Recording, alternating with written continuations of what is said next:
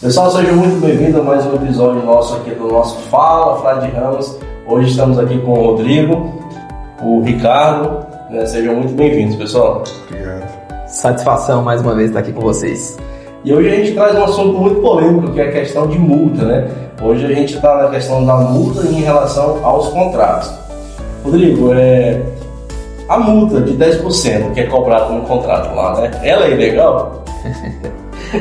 Muito legal trazer esse tema de multas, né? Quando eu vi a pauta aí da nossa conversa de hoje, eu fiquei muito satisfeito porque realmente o mercado carece desse tipo de informação, né? Todas as vezes que o inquilino, né? Muitas vezes quando o inquilino recebe ali uma fatura de um boleto de aluguel que atrasou, ele se assusta com a cobrança de multa de 10%, né? Então é muito maior do que a maioria das contas que normalmente eles pagam, né? De atraso. E eles acabam fazendo essa relação porque existe no Código de Defesa do Consumidor o limite de cobrança de multa de 2%, né? Que são as contas de consumo. Você atrasou uma conta de água, uma conta de energia, às vezes um boleto ali daquela loja do varejo que você comprou alguma coisa. Então ali está estipulado realmente que a multa é de 2%. Né? Importante esclarecer também, né, dando um passo para trás aqui, sobre a multa, né? Então, às vezes a gente pensa em multa como um combinado de acréscimos que vem ali naquele boleto, né? Mas a gente está falando aqui especialmente da multa mesmo, né? Existe a multa, existem os juros, existe a correção monetária, se a gente quiser ir adiante pode inserir honorários, né? Então, mas a gente está falando da multa. A multa é aquela penalidade que ela acontece de forma temporal. Se tiver atraso, incide a multa. A gente aqui na Frade Ramos tem uma particularidadezinha, mas não vamos entrar nisso agora, sobre essa questão da multa. Mas a ideia é essa: se o boleto vence no dia 10, a partir do dia 11 ela tem multa. Se a multa vai ser de 10% ou de 2%, dependente do boleto, né? Se for um dia de atraso, 10 dias, um mês, 2 anos de atraso, essa multa é a mesma. Né? O que varia com o tempo são os outros índices que incidem ali sobre essa cobrança, que aí são os juros, correção monetária, e se tiverem honorários vão incidir sobre todos os débitos, né? Então, voltando à pergunta, né? Multa de 10%, ela é legal ou não? Como existe a lei do inquilinato, né, que é a lei das locações, que estabelece a relação entre proprietário e inquilino, a gente diz que essa relação ela não é regida pelo Código de Defesa do Consumidor. Então, apesar de não existir na legislação que o proprietário pode cobrar do inquilino uma multa de 10%, né, trazendo aqui um dos termos do direito que eu gosto, é um tema pacificado. Então, não existe mais no tribunal nenhum tipo de dúvida sobre essa cobrança de 10%.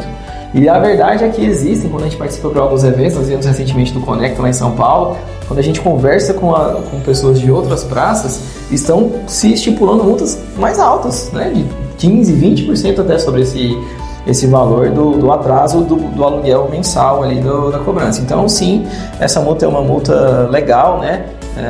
Se a gente entrar com uma ação judicial, ela vai ser cobrada mesmo, os 10%, e o juiz vai dar causa ganha ali pro proprietário, né? Legal. E nesse sentido, Ricardo, a gente tem ali um limite, então não existe um limite para multa rescisória após o contrato? Como é que é? Na verdade, existe o limite de acordo com o tempo do contrato. Se o contrato é de 30 meses, a multa pode percorrer apenas aqueles 30 meses. Voltando no assunto que o Rodrigo estava falando sobre a negociação ser relativamente livre, existe aqui dentro da própria Frade Ramos uma condição que é usada muitas vezes, em que o inquilino quer ser atendido num tempo de 12 meses, mas o proprietário faz questão de aplicar um contrato de 30 meses pelas peculiaridades jurídicas que estão envolvidas nessa locação, de nós tentando atingir as duas partes ali de forma positiva para fazer o negócio dar certo. Trazemos uma cláusula que nós chamamos de cláusula de aniversário, onde vai permitir que esse inquilino, no 12º mês, quando o contrato faz aniversário, ele tenha uma janela para sair sem a multa rescisória naquele mês, e o proprietário fica resguardado contra as peculiaridades jurídicas do contrato de 30. Então, num contrato de 30 meses, a gente dá ali para o inquilino 2 janelas, 2 oportunidades para que ele saia sem ter que pagar multa rescisória. Isso deixa o inquilino tranquilo, ele sente ali a necessidade dele sendo atendida, mesmo que de forma parcial, e o proprietário fica resguardado quanto ao interesse dele no contrato de 30. Pode concluir. Não, é porque isso é muito interessante, né? É isso, na nossa posição de intermediadores, a gente busca sempre atender aos anseios, aos desejos das duas partes, né? Então, a gente entende que essa modalidade deixa o proprietário menos preocupado, porque ele faz compromisso, né? Ele passa a ter aquela renda mensal e ele faz compromissos com essa renda. Então, se ele fica numa incerteza após os 12 meses, poxa, ele fala assim, nossa, a qualquer momento eu posso ficar sem essa renda. Então a gente traz uma segurança maior para o proprietário e ainda concede para o inquilino uma oportunidade de, a cada período de 12 meses, ele decidir se ele quer continuar ou não. Sim. Então, se passou aquela janela ali e o proprietário falou, opa, tá chegando um ano, então deixa eu ver se o inquilino vai desocupar ou não. E aí, inquilino, você vai desocupar? Não, vou continuar. Então vai continuar mais 12 meses. Então ele já tira e já segue os compromissos dele, ele já consegue ficar mais tranquilo por mais 12 meses, que se ele sair antecipadamente, né, no decurso desses próximos 12 meses, aí vai ter a penalidade aplicada. E aí a gente, agora revertendo os papéis, né? O proprietário, ele quer rever o imóvel antes do contrato lá. Existe uma multa rescisória, uma pena, alguma coisa? Calma, você está acelerado, calma.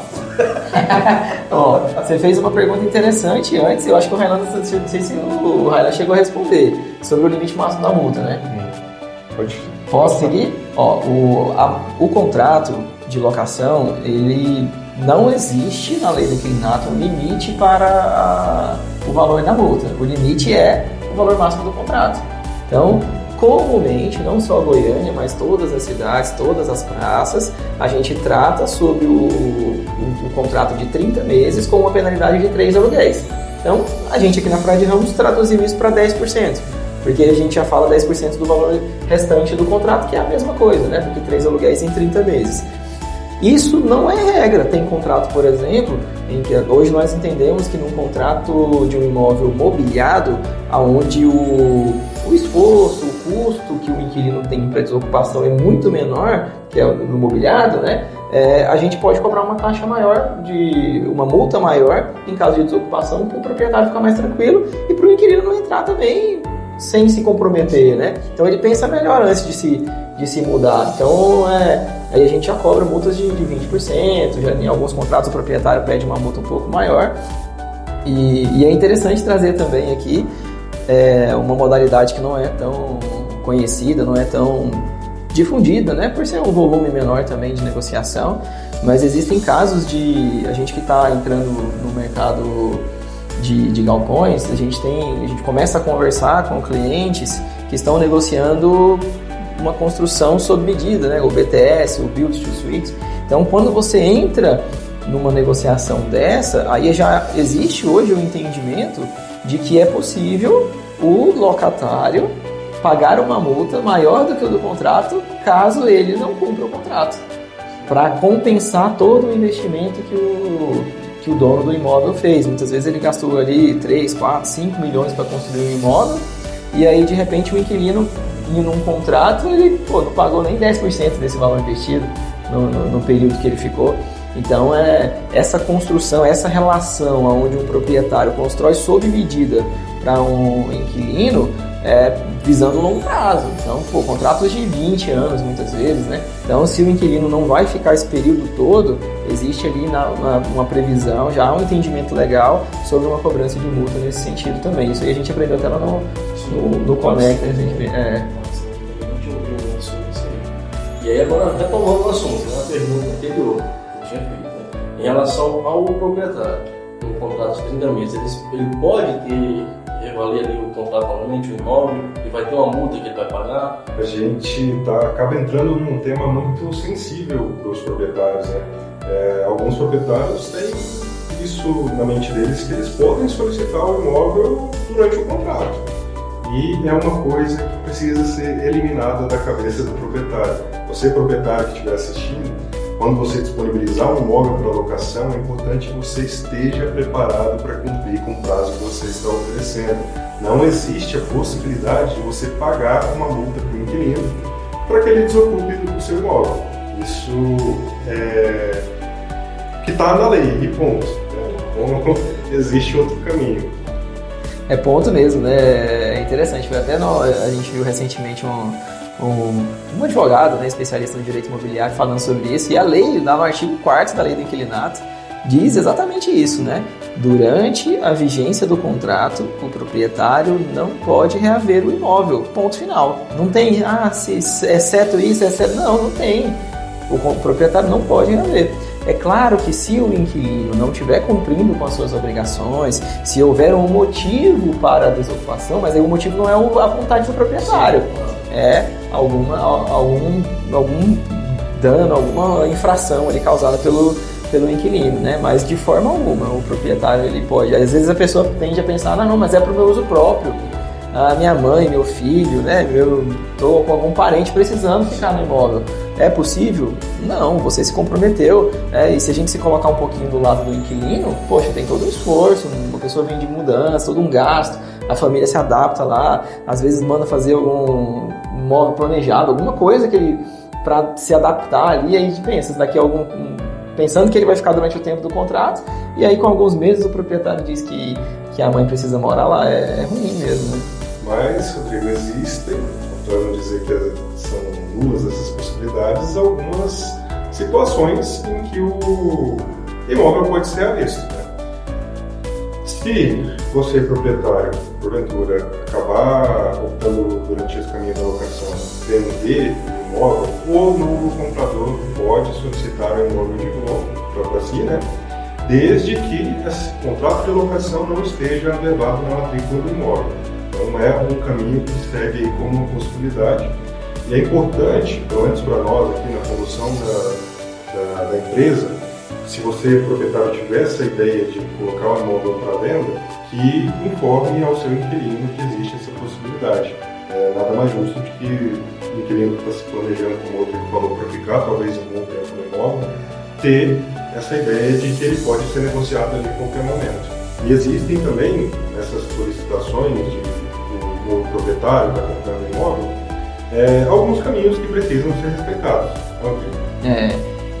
Eu até não colocaria essa condição como sendo o proprietário pedir, né, o imóvel, porque eu tenho um imóvel e eu coloquei para locação. Aí eu não pedi o imóvel, eu vendi para você e você pode pedir, né?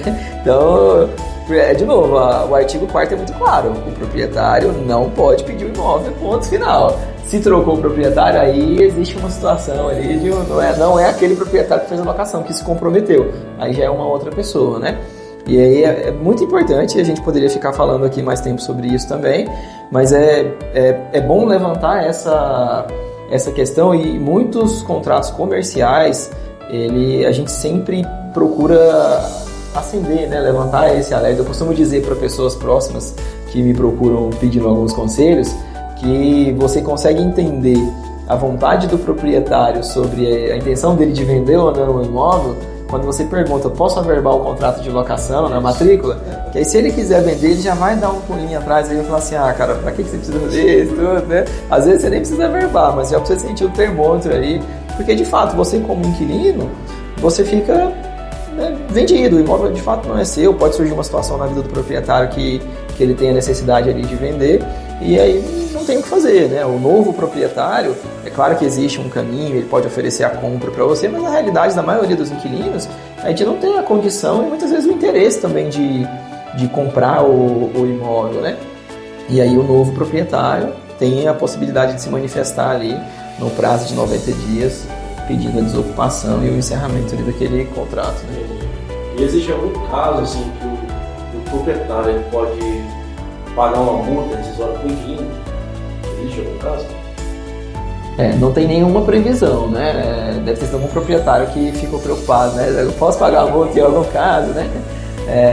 Não existe previsão, eu não consigo me lembrar aqui agora de nenhuma previsão na lei do inquilinato onde o proprietário pode ser levado a pagar uma multa, né?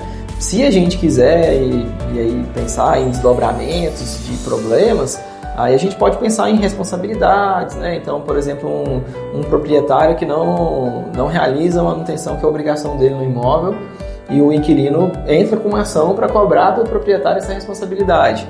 Então ele pode, o juiz pode determinar que houve negligência do proprietário, que ele não cumpriu com as suas obrigações, está tudo registrado ali que ele tinha ciência do que estava acontecendo e ele escolheu não cumprir e o inquilino passa por um monte de problema. Aí o juiz determina que a gente teve um caso recente, inclusive, que a gente ouviu num congresso aí falando sobre isso, num evento. Então o proprietário foi condenado a pagar o equivalente ao que era uma multa rescisória, que seria cobrado se o inquilino antecipasse, foi cobrado o proprietário pagou para o inquilino, pelo inquilino ter que se mudar antes do prazo por uma negligência do proprietário que não fez os reparos que eram de obrigação dele, né? Então, mas isso são desdobramentos, né, que podem vir de um proprietário que acabou ali faltando com as suas obrigações. Legal. E nós trouxemos aqui uma pergunta, um comentário nosso lá que surgiu, que é o quê? Por que proprietários não recebem todas as multas em caso de inadimplência? Posso falar, né? Provavelmente é algum proprietário que tem como garantia no contrato o seguro fiança, né? Porque o seguro, gente, hoje nós temos a maior parte dos nossos contratos feitos por seguro fiança.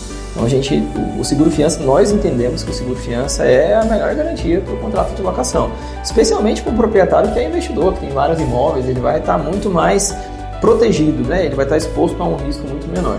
Só que, como qualquer seguro, existem limites de cobertura, né? Então, limites máximos de indenização, para falar na linguagem ali de quem é do seguro, né? Então, quando tem um atraso nas contas de IPTU, condomínio, nas próprias contas de consumo, muitas seguradoras não pagam as multas, os juros, os acréscimos oriundos de um atraso nessas faturas. Em alguns casos, inclusive, aqui na Frade Ramos, quando a gente percebe um comportamento de inadimplência do inquilino e a gente percebe que essas despesas podem acabar gerando um aumento no valor da cobrança do inquilino, a gente sugere ao proprietário que ele assuma o pagamento para que a gente inclua no boleto de aluguel. Então, o proprietário paga o pagamento, faz o pagamento do condomínio em dia, do IPTU em dia, que a gente vai cobrar da seguradora depois, caso ele não assuma as obrigações dele, né? Então, eu imagino que seja alguma coisa nesse sentido. Mas lembrando que não é o fato da seguradora não ter feito o pagamento não significa que não seja um débito do inquilino, né? O inquilino ficando com débitos que não foram cobertos pela seguradora, a gente tem meios de receber desse inquilino. Aí, tomando o assunto, né, pegando o gancho do inquilino, a gente tem algum caso que o inquilino quebra o contrato e também não paga a multa? Existe a possibilidade do inquilino ser transferido pela empresa que ele está trabalhando, sendo solicitado que ele vá para algum outro lugar diferente daquilo que está no contrato, em que ele pode pedir a isenção da multa. Só que isso é um processo que envolve ele algumas responsabilidades. Ele não vai só chegar para a gente e dizer, olha, estou mudando de lugar aqui no trabalho e tira minha multa aí, pronto, acabou. Não, ele precisa apresentar uma documentação adequada, uma carta para a empresa dizendo, olha, eu solicito que o fulano de tal vá para tal lugar, tem que ser da mesma empresa, seja ela pública ou privada, e tem que ter um carimbo ali, uma identificação válida, legítima de quem está à frente da empresa solicitando realmente que essa pessoa esteja em outra localização. Essa condição especial de transferência de trabalho é uma das possíveis para isenção de multa rescisória. E existe também, é claro, a possibilidade do inquilino, durante o processo de rescisão, negociar a multa. É um dos caminhos que aqui, pelo menos na nossa empresa, é possível. Nós temos a responsabilidade de transmitir propostas. Então, se você leva uma proposta para o proprietário que envolva a rescisão de multa e se por algum motivo essa proposta fazer sentido para o proprietário, ele aceitar, nós seguimos a rescisão sem essa cobrança. Então, nesse caso, ele fica maleável, né? Assim, a questão da negociação. Depende do proprietário, né, cara? Cuidado pra gente não se comprometer. O proprietário aceitar ou não, né? É negociação, né? A relação é entre as duas partes, né? Mas é importante os inquilinos terem ciência de que a cobrança é legal e é direito do proprietário abrir mão ou não desse valor que ele tem direito de receber, né? E a gente toma todo esse cuidado também, a própria lei do inquilinato protege quanto a isso, porque o brasileiro adora dar um jeitinho e tudo. Tem gente que acha que que porque conseguiu um emprego bom em outra cidade, tem direito a isso. Infelizmente não, você está indo, parabéns pela promoção, né, pela boa oportunidade que você teve, mas o proprietário precisa desse valor do aluguel aí, então é direito dele receber essa multa e ele conta com ela, né. A gente tem que lembrar isso também, né, nessa relação, né, que muitos proprietários precisam desse... A gente tem casos de proprietários aqui que usam o valor do aluguel para pagar plano de saúde, enfim, são muitos casos, né? Existe a necessidade do lado do proprietário também, então é importante a gente ver isso, e a lei do inquilinato está aí para defender muito bem uma relação justa, para que não haja nenhum lado aí lesado, né? É engraçado, né? Como que alguns inquilinos têm muita certeza de que eles têm razão.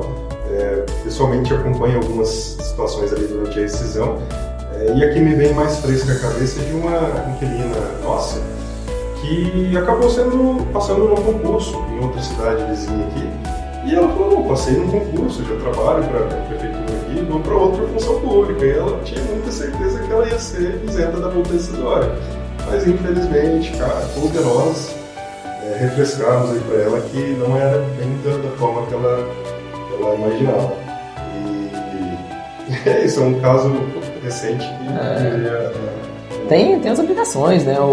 Tem um aviso de 30 dias também, né? Então a gente não pode interromper a receita do aluguel do proprietário de forma abrupta, né? Então você está sendo transferido, então avisa com 30 dias que essa transferência vai acontecer, até porque normalmente a empresa não vira e fala assim, ô fulano, amanhã você vai mudar de endereço, né? Arruma sua mala aí, né? Não é assim, normalmente isso leva um tempo. Então a gente pede, a lei do inquilinato pede que o aviso seja dado com 30 dias. Inclusive está no mesmo artigo que fala que o proprietário não pode pedir, fala que o locatário pode, pagando a multa, e traz no parágrafo ali a possibilidade de isenção da multa do inquilino, né? E aí a gente vai para exceções também, né? Falando da possibilidade de isenção de multa, se houver desapropriação, se o Estado, se o governo precisar demolir o imóvel por algum motivo, se o imóvel tiver tido algum tipo de problema, tá no litoral, né? O nosso Goiás aqui, a gente não sofre com isso, mas às vezes há um avanço ali da maré, uma coisa ali, e isso impossibilita a região de ser habitada, então não dá pra gente falar em multa, em penalidade para o inquilino, né? Então um incêndio talvez que tenha sido acidental, alguma coisa nesse sentido, então são situações que vão naturalmente colocar em xeque essa cobrança da multa rescisória, e o nosso papel está aqui para analisar mesmo e verificar qual que é a situação que se enquadra e buscar um resultado, né, uma finalização mais justa ali para a situação. Você quer botar mais alguma coisa? Acho que a gente teve um conteúdo hoje muito bom, acho que para todos os lados eles se preocupam em buscar informação para a locação. São temas sensíveis. Multa, geralmente a gente precisa lembrar o inquilino de alguma obrigação que ele não cumpriu, então esse assunto acaba aparecendo mais vezes do que a gente gostaria. Achei muito bom o papo de hoje. Legal. Se a gente quiser estender, a gente pode estender sobre as multas para as contas de consumo, né? A taxa de condomínio que não foi paga, uma multa por infringir alguma regra do regimento do condomínio. Então, assim, são situações que vão surgindo e que pode se discutir, né? O que é. Via de regra, eu diria que são multas que são responsabilidade do inquilino, né? Que está fazendo uso ali, tomando posse do imóvel, está usando. E se for algo que é decorrente da atividade do uso do inquilino, responsabilidade dele, né? Naturalmente. Se for algo inerente à condição do imóvel, que o inquilino não teve nenhuma responsabilidade, aí a gente pode levar isso pro proprietário, né? Então, pessoal, esse foi mais um Fala Frade Ramos. Hoje a gente está trazendo aí questão de multas no contrato de locação. Quero agradecer aqui a presença do Ricardo, do Rodrigo. Façam as finalizações, os agradecimentos, fiquem à vontade. Só agradecer mais uma vez, né? Foi muito bacana a ideia de criar esse momento aqui, essa conversa, né? Que normalmente é curta, alguns minutos, mas que a gente traz temas que são muito importantes, né? Existe esse desejo nosso aqui da Frade Ramos, essa disponibilidade nossa de de ajudar as pessoas, de levar conteúdo, de levar a expertise, a experiência que a gente tem ao longo dos anos para aquelas pessoas que nos procuram. Então, essa aqui é uma ótima forma da gente levar um pouquinho da nossa experiência aí para mais gente. Situações do nosso dia a dia que não faltam para a gente apresentar aqui para vocês. Então, tudo que é conversado e transmitido, informações para vocês, são situações que nós vivemos na maioria das vezes aqui nas nossas obrigações, né, como mergulhadores. Então, pessoal, mais uma vez, obrigado e até a próxima. Fala, Fladiano. Valeu. Tchau, tchau.